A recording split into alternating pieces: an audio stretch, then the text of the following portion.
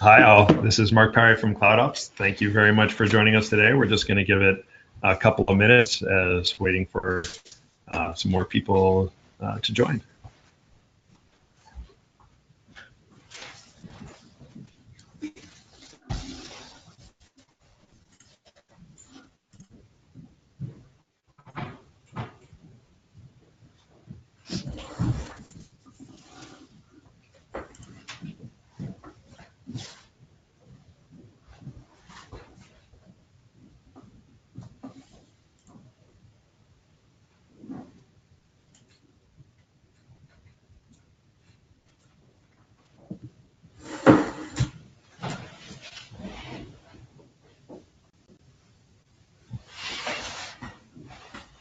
Hi to those of you who just joined. We're going to give it a couple more minutes before we kick off. We should be starting around 12:04.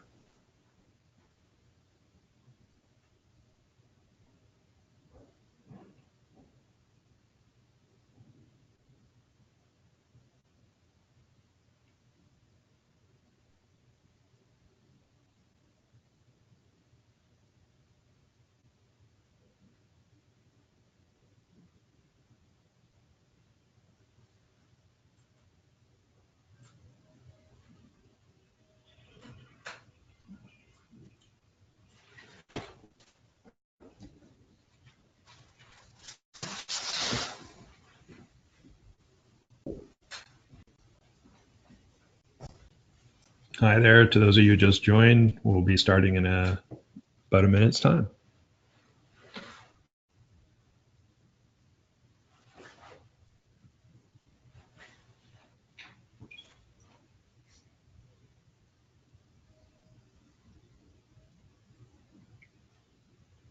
Hi there. I think we're going to get going. We've got a good number of attendees. Thanks everyone for joining us today. This is Marc Pare from CloudOps, and I also have Liz Rice with me. Hello. Hi. So I'm going to kick it off here and take you through some intro on CloudOps and then hand it over to Liz. So just some quick housekeeping. Everyone knows that this session will be recorded and sent out afterwards. Everyone's on mute, but please do ask questions in the chat box and we'll save time for some questions at the end.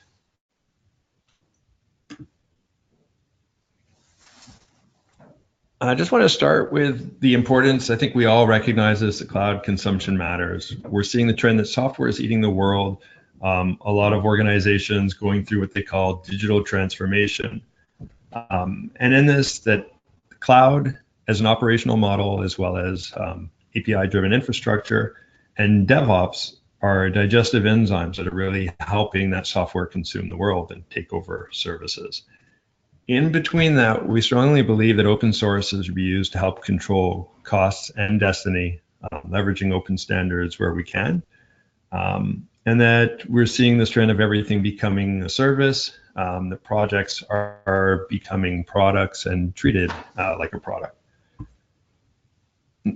So understanding those beliefs as a background on CloudOps, a little bit more detail on us is that we're Kubernetes certified service provider and training partner, early into the cloud space, using since 2007, and very cloud agnostic, partnered with the three major platforms, but also do a fair amount of hybrid cloud, multi-cloud with on-prem solutions, including OpenStack and OpenShift. And do a lot of investment in open source with our participation in CNCF, Kate's meetups, Cloud Native, and some other infrastructure products. On that note, we'd like to also promote the community that we're helping across Eastern Canada. So please look for us in Toronto, Montreal, Ottawa, Quebec City, as well as Waterloo. So our mission for CloudOps is really to help our customers own their destinies in the cloud. And that focuses a lot on the technology selection, that gives them that portability, and also in our enablement model that focuses on training and knowledge transfer.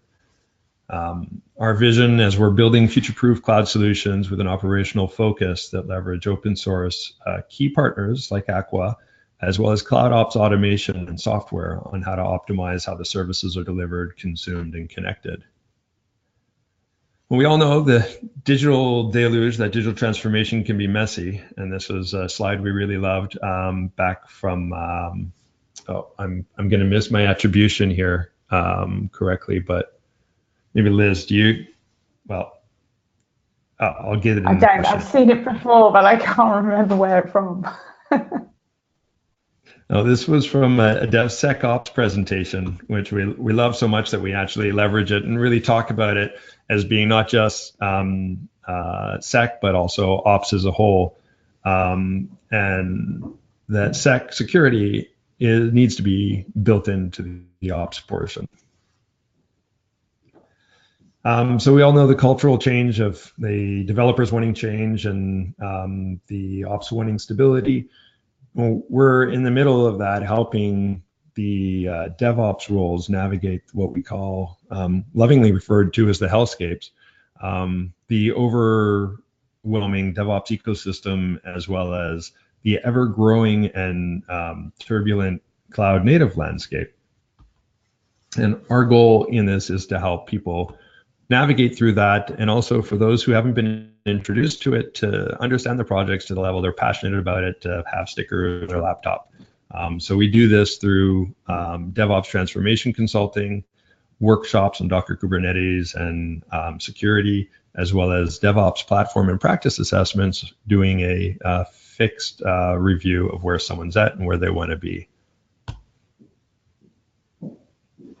And just a quick selection of different workshops we have available that can be used a la carte is 3 different tracks, one on how to use for application developers, another on how to operate, which is how to maintain the DevOps platform, the tool chain, and then how to build and understanding how to put the different components together for the DevOps application developers to use. Now, security and governance needs to be stitched in throughout all of these, so we don't actually have a separate one around that, but we do include it as part of the workshops. And at the end of this, we will be following up with an email inviting webinar attendees to sign up for Kubernetes workshops, which are available online as well, and we'll be offering a chance to win a free pass to that for any of the attendees that register for interest in it.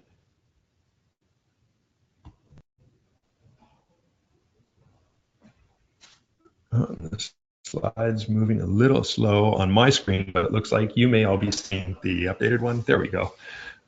So just as I'm handing it off to Liz here to share a little bit of why we're excited with the partnership.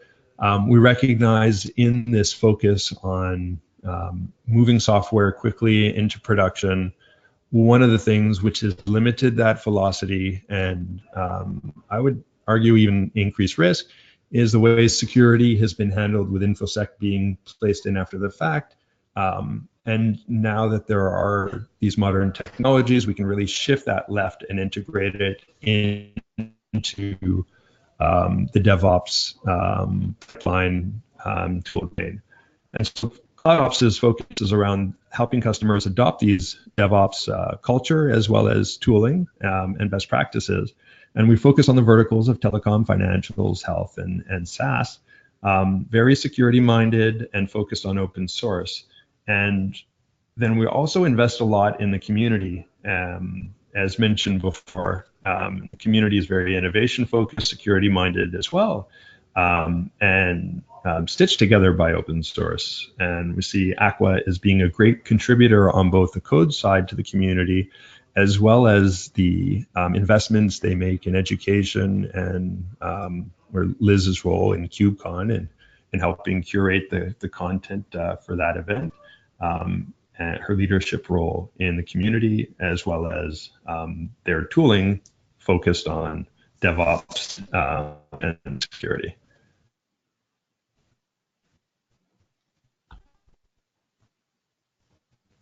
And with that, an amazing crowd of unicorns. Yay.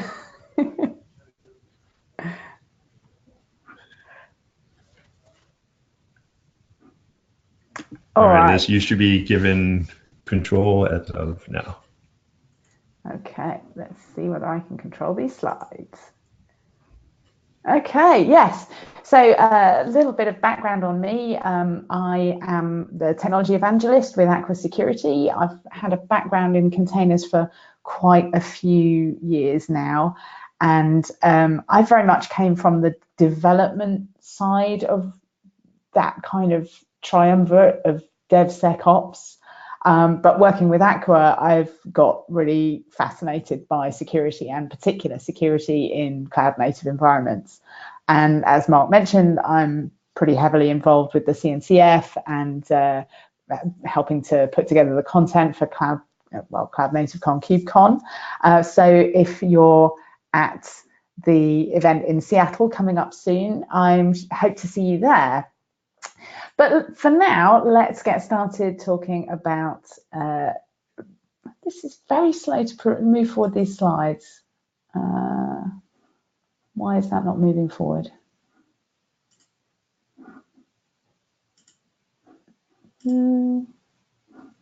Okay, let's move forward a slide now. So what we're going to talk about today is about preventative security for Kubernetes. I'm actually going to focus on just one small part of the whole security landscape. Come on, slide me forward. Yes, so I'm going to be talking really about the host configuration. Oh, now it's clicked through lots of slides all at once. Okay, I'll just recap that I was going to talk about that I will be talking about configuration of Kubernetes and how we can set up Kubernetes to be more secure. There are plenty of ways you can set it up to be really insecure. And we're going to look at two specific tools that can help set up your cluster configuration in a more secure way. I also, with my inept handling of clicking on these slides, I zoomed past the slide about a book that I've just written along with Michael Hasenblast from Red Hat. It's called Kubernetes Security. Some of what I'm talking about here is covered in the book, and there is a link. We'll have to send it out to you later because I missed it now, but there is a download link to get a copy of that book. So at Aqua, we cover security through the life cycle of containers. And our approach matches very much the philosophy that CloudOps have as well, I would say. I mean, we're talking very much about security throughout the pipeline and throughout the kind of the transformation that your organization goes through as you adopt cloud native. But today in particular, I'm going to concentrate on the part that's really securing the CITV pipeline. Definitely not having a lot of joy moving these slides forward.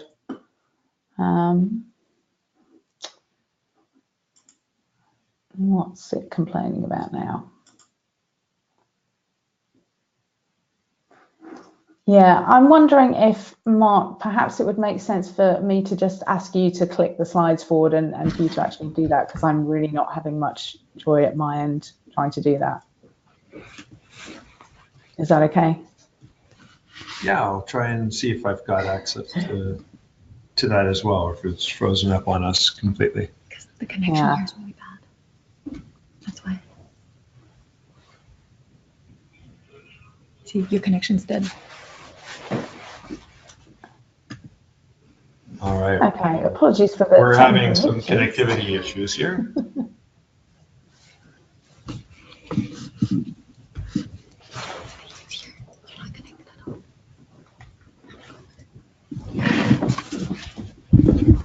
Sorry, everyone. We're just going to try and find some connectivity resolution. Liz, when is your book being released? The book is out now. I think I've just managed to move something forward in the slides, so I'm going to try a different approach here. Clicking down here. So here we go. I think I can do it from here. Okay, right. So I was talking about the CITV pipeline and about incorporating security at every stage. We want to make sure that we're building or writing software without security flaws, that we're testing for security, that we're scanning our images to make sure they don't contain vulnerabilities. And if we do those things, we should have built artifacts, container images that, to the best of our knowledge, are free of security defects. And then we're going to deploy that software. We want to know that the hosts that we deploy it onto are configured correctly. And we want to make sure that the software that we actually deploy meets criteria that we might set up, some image policies. So we only want to run code that is expected and that's been configured as we expect it. And then the last stage of securing through the sort of life cycle of a piece of software is to think about runtime protection.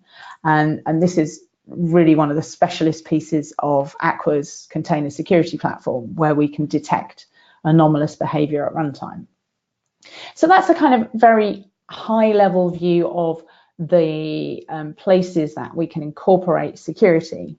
But for today, I really want to focus on this host configuration aspect, where we're making sure that the machines we deploy the software onto are configured according to best practices, according to the security needs of your organization.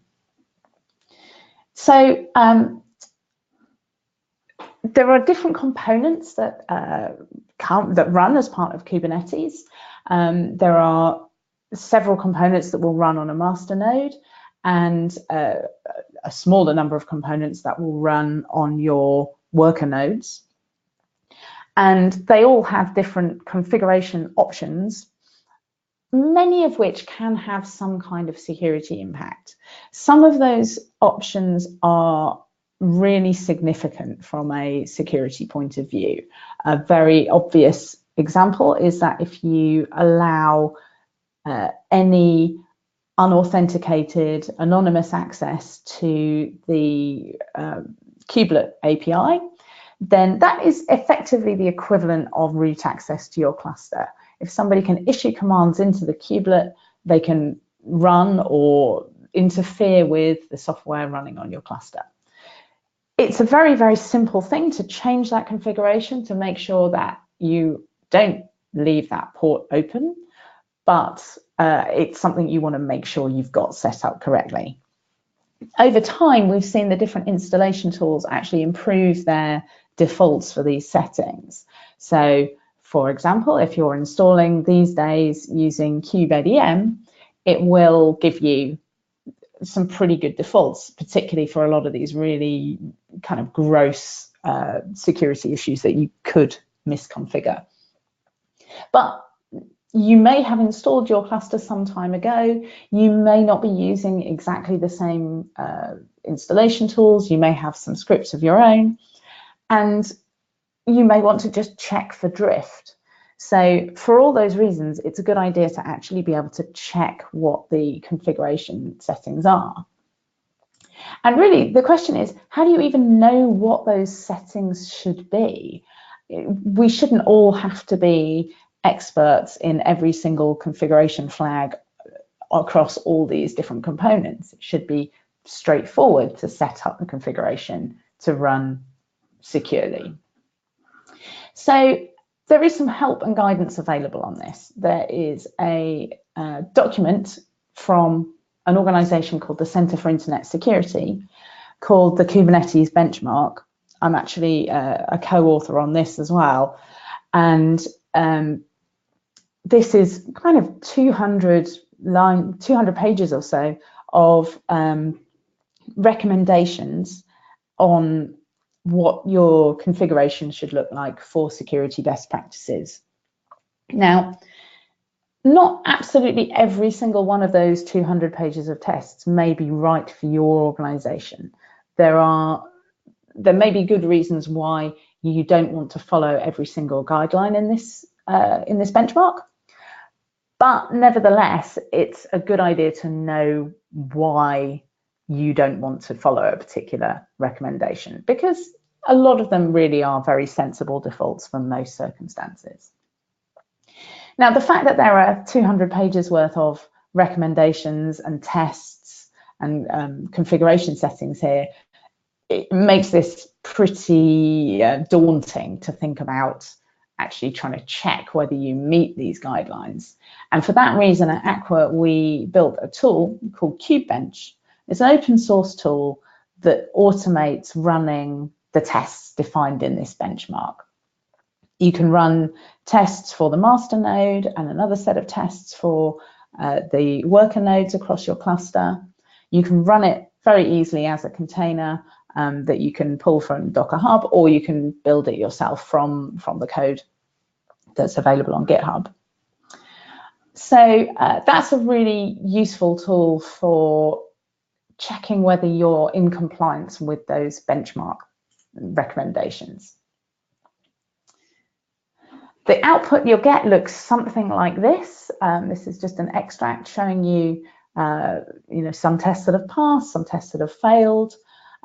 You also get, after the results, you get a list of remediation actions that you could take, essentially how to change the configuration settings to meet the requirements of the benchmark.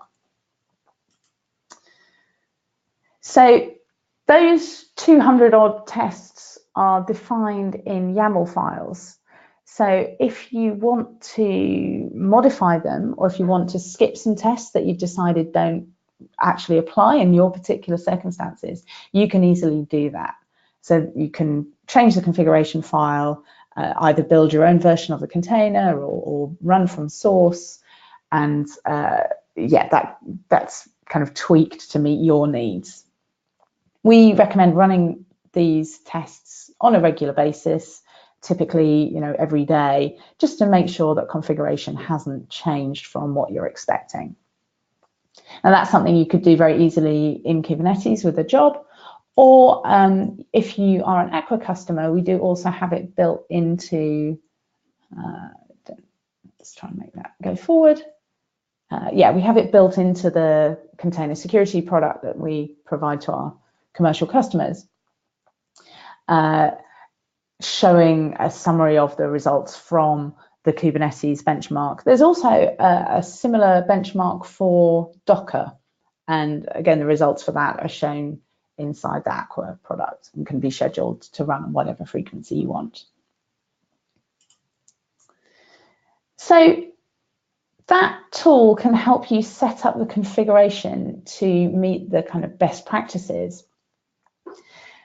But you may want to check what the effect of that is. What happens if an attacker actually tries to attack your cluster? Well, we've built another tool to test that. It's called CubeHunter. Again, it's another open source tool. And it's a series of tests that attempt to, it will try to send messages, to make requests of the different Kubernetes APIs, or the various different ports that might or might not be open, and pretty much replicate what an attacker would do if they were really trying to attack your cluster. Another thing that's quite neat is that you can run it not only externally, you can also run it from inside a pod running in your cluster. And then that simulates what an attacker would be able to do if they compromised a pod in your cluster. So that's really quite powerful. You might say, well, how are they going to compromise my pod? Suppose that you were running with some kind of vulnerability in a third-party dependency. For example, one of those famous vulnerabilities like Heartbleed or Shell Shock. And Hopefully you're not doing that, because you'd be using some kind of vulnerability scanning tool to make sure those issues aren't present.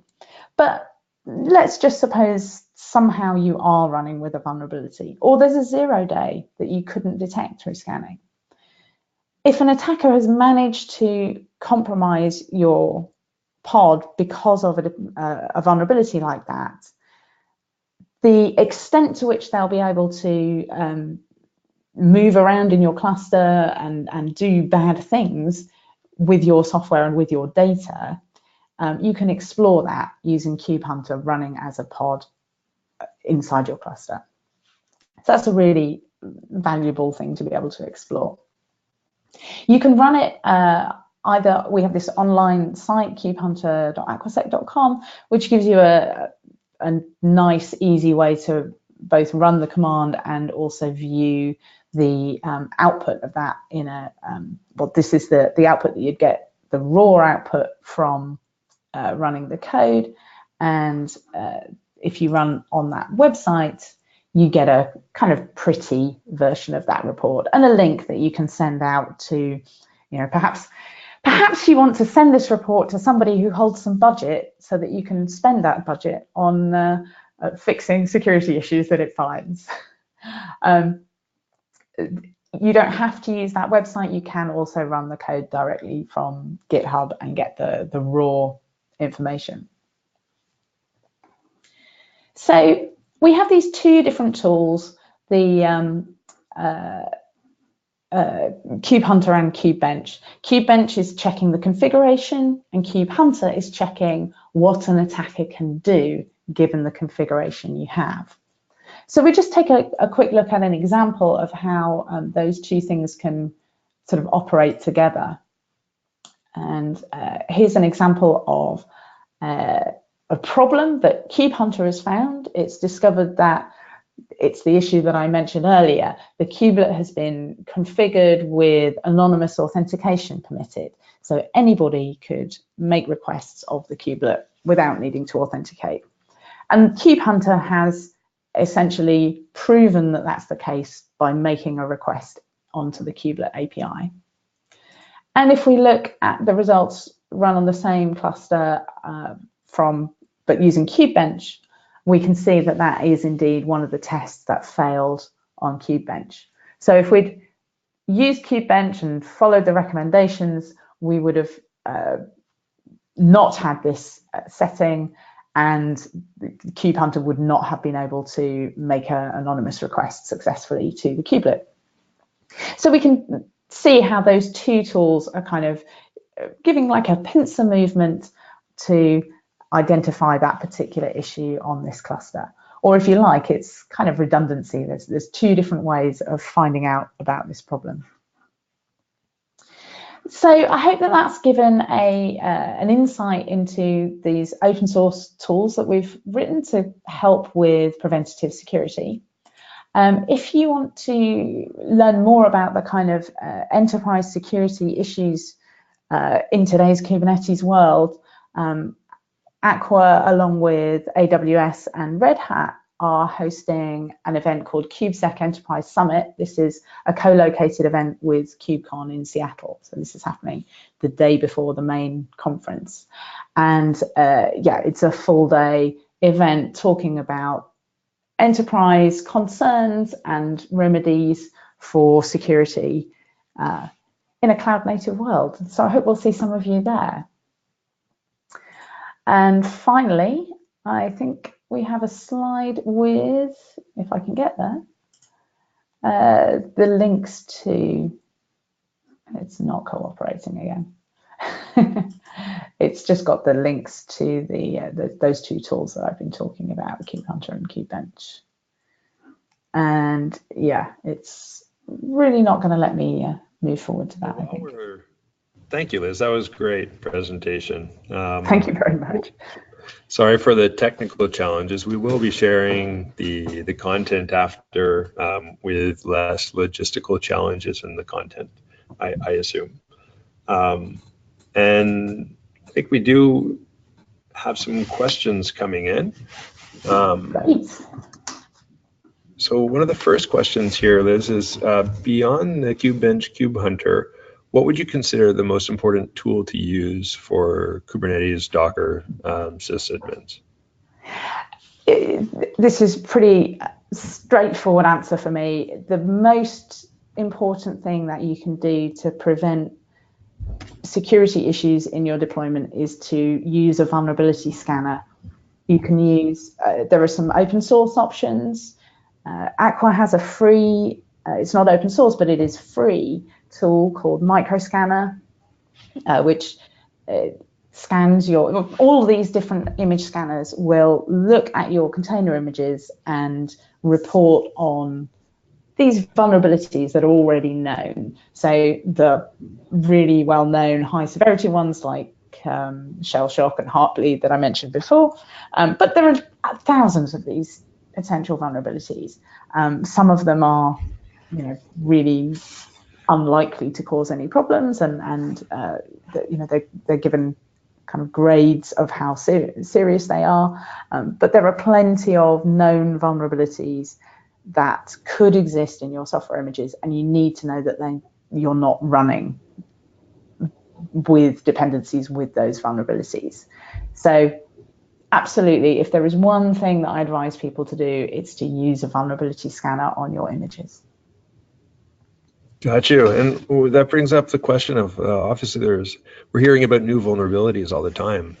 What's the frequency in which the vulnerabilities are added, for the vulnerability tests, I should say, are added? Yeah, well, so the databases are usually up to, I would say, pretty much every day. There's potentially some new thing that's been found. So it's a good idea to scan every day. The window of opportunity, but if you hear in the news that there is something really, really serious that has been discovered, you might want to scan straight away. But as a rule, every day is fine. If you think about how this contrasts to the traditional security patching approach, where people would often be applying patches on a monthly basis. So if you can do it every day, that's a dramatic improvement over the traditional approach. So true. Can you expand a little bit about how communication between the API server and nodes is secured? Yeah, okay. So this is one of those configuration settings that has improved in more recent releases of Kubernetes. Essentially, what you want is mutually authenticated TLS, basically a secure encrypted channel between every pair of components in your cluster, in your distributed system. And there are settings now on both the API server and the kubelet that can require those communications to be secured. Also on things like your etcd cluster. So etcd is the component that stores the information about the state of your cluster. And that could be like a multi-node, distributed etcd cluster. And again, that's another thing where it can be configured to use these mutually authenticated TLS channels. That's a really good idea. These are the kind of configuration settings that the CIS benchmark recommends and that Kube-Bench will test for. Got you. As you're mentioning etcd, I believe Kubernetes already has a secret solution, which is integrated with that. Can you expand a little bit about why someone would use Aqua's? Yeah, that's a good point. We probably didn't mention much, but handling secrets is another really important piece of the security puzzle. And Aqua provides a solution to help you do that. Now, you want your secrets to be encrypted at rest. You want them to be encrypted while they're moving around in your cluster. You only want them to be decrypted in memory by the containers that need to use those secrets. And we're talking about things like the credentials you need to access a database, for example. So we want to minimize the number of entities that can get hold of those secrets. Now, Kubernetes has it has a secret solution that has, again, improved dramatically over the last year or so. So you can inject secrets into containers. The key thing that you need to be careful about if you're using the Kubernetes solution is to make sure that they really are encrypted, because by default, etcd, where the information is stored, is not encrypted. And actually what happens is your secrets get base64 encoded, so they look like gibberish, but they're not encrypted. They are essentially plain text available to anybody who can access your etcd cluster. So you can set up etcd to be encrypted, and that's a perfectly reasonable thing to do. However, what most enterprises that we talk to consider a better solution is to use a dedicated secret store, something like HashiCorp's Vault, the KMS systems that you get from AWS or from Azure, Google too. All the cloud providers have some mechanism for storing secrets. And the question then is, how do you integrate that secret store with Kubernetes? We're starting to see some plugins for that. So I believe there is a plugin for HashiCorp Vault, but the benefit of Aqua's secret solution is that it connects together all of these different secret stores and some others that we haven't mentioned, like CyberArk. You can use these as the backing, the secure backing for your secrets, and Aqua will handle making sure they only get injected into the right container at the right time. So for many people, the Kubernetes solution may be enough, provided they take care with the etcd configuration. But for enterprises who have some, really significant risks to worry about, they may find something like Aqua's solution more robust and secure. Thanks, Liz. I think we have a final question here, I believe is covered a bit in the deck, is how do you prevent an insecure image from being instantiated in Kubernetes? Yeah, so how do you prevent an insecure image? You first of all have to know whether or not it's an insecure image, and then you need to prevent it from being instantiated. So we talked about the vulnerability scanning side of things. So that should tell us whether or not we have an image with some problem in it, some known insecurity in it. But then we have to make sure that nobody can run the thing. And again, this is another area where there's some Kubernetes native solution and also commercial solutions like Aqua's that are arguably more powerful and easy to use. So the Kubernetes native way to do this would be to write an admission controller that checks whether or not an image meets your requirements before it runs. And an admission controller can basically sit at the point where a resource like a pod is created in Kubernetes and give it the thumbs up or the thumbs down. There's also even mutating admission controllers that can change what we're running. So you could write one of those and make sure that the image that's about to be run inside a pod has been scanned. Or you could use a solution like Aqua's, which does that, with bells and whistles, a lot of complex policies that you can set up to make sure that you're running a container that meets your vulnerability criteria, that meets your, you might have criteria about what base image it's allowed to, what the images need to be built from. Things like, do you permit the container to run as root? That's something that you can do to some extent with Kubernetes, but it's kind of fiddly to do that. So Aqua's solution does make that policy around admission control much more powerful. Thank you, Liz. So I've got a question from someone who's self-identified as a newbie here, but it's actually one which I've been on in debates with people on for quite a while, and there are various sides. It's how secure is open source software if the exact implementation is publicly available by definition? In other words, is it easier to expose vulnerabilities when using open source products? And although this isn't a specific to Aqua question, I think your opinion of being both an organization that creates closed source solutions as well as open source contribution, love to hear your opinion on that.